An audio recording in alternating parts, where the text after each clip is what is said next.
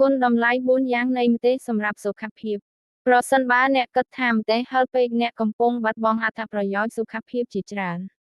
បើអ្នកកំពុងស្វែងរកវិធីដើម្បីបន្ថែមរសជាតិដល់អាហារនិងជំរុញឲ្យយោមានរសជាតិកុំមើលរំលងម្រេចនិងម្ទេសមិនត្រឹមតែបន្លែតូចៗដកក្តៅកគុកប៉ុណ្ណោះទេថែមទាំងមានរសជាតិឈ្ងុយឆ្ងាញ់ទៀតផងប៉ុន្តែវាក៏មានអត្ថប្រយោជន៍ជាច្រើនចំពោះសុខភាពផងដែរ1អាហារូបត្ថម្ភពេញលេញជាដំបូងត្រូវដឹងថាម្ទេសមានសារធាតុចិញ្ចឹមសំខាន់សម្រាប់សុខភាពល្អពួកវាសម្បូរទៅដោយវីតាមីន C ដែលល្អសម្រាប់ពង្រឹងប្រព័ន្ធការពាររាងកាយរបស់អ្នកនិងប្រឆាំងនឹងជំងឺផ្សេងៗម្ទេសក៏សម្បូរវីតាមីន A ប៉ូតាស្យូមនិងជាតិដែកដែលសុទ្ធតែមានសារៈសំខាន់សម្រាប់សុខភាពនិងសុខុមាលភាពទូទៅពីការធូរស្បើយពីការឈឺចាប់ម្ទេសក៏មានអត្ថប្រយោជន៍អាហារូបត្ថម្ភបន្ថែមមួយចំនួនដែលអ្នកប្រហែលជាមិនបានដឹងដែរឧទាហរណ៍វាដើរតួជាថ្នាំបំបាត់ការឈឺចាប់តាមធម្មជាតិ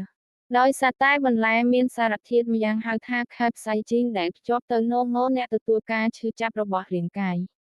capsaicin កាត់បន្ថយការរលាកនិងកាត់បន្ថយការឈឺចាប់3ស្រកទម្ងន់ម្ទេសគឺជាជម្រើសដ៏ល្អសម្រាប់អ្នកដែលចង់រក្សារាងកាយរបស់ពួកគេឲ្យយកស្ថិតស្ថេរនិងគ្មានមេរោគបង្កគ្រោះថ្នាក់ដោយសារតែម្ទេសទាំងនេះមានលក្ខណៈសម្បត្តិប្រឆាំងនឹងបាក់តេរីនិងប្រឆាំងនឹងផ្សិតនេះគឺដោយសារតែការពិតដែលថា capsaicin នៅក្នុងម្ទេសអាចជួយក្នុងការបំផ្លាញបាក់តេរីនិងផ្សិតមួយចំនួនជួយកាត់បន្ថយឱកាសនៃការចម្លងរោគ4ញ៉ាំក្នុងកម្រិតមធ្យមម្ទេសអាចជួយសម្រកទម្ងន់ដែលជាគុណសម្បត្តិដ៏គួរឲ្យយកភ្ញាក់ផ្អើលបំផុតមួយ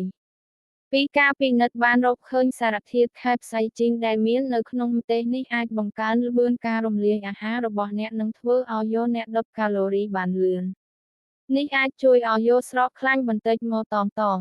លើសពីនេះទៀតកម្ដៅដែលបង្កើតដោយម្ទេសអាចជួយកាត់បន្ថយចំណង់អាហារវានឹងជួយឲ្យយកអ្នកទទួលទានកាឡូរីសរុបតិចជាងមុននិងស្រកទម្ងន់បានលឿនជាការពិតណាស់វាជារឿងសំខាន់ក្នុងការចងចាំរឿងនោះម្ទេសនៅតែជាអាហារហឹរហើយមនុស្សមួយចំនួនប្រហែលជាមិនអាចទ្រាំនឹងកម្ដៅបានទេប្រសិនបើអ្នកកំពុងស្វែងរកវិធីដើម្បីបន្ថែមរសជាតិអាហាររបស់អ្នកនិងបន្ថែមកម្ដៅខ្លះដល់ជីវិតរបស់អ្នក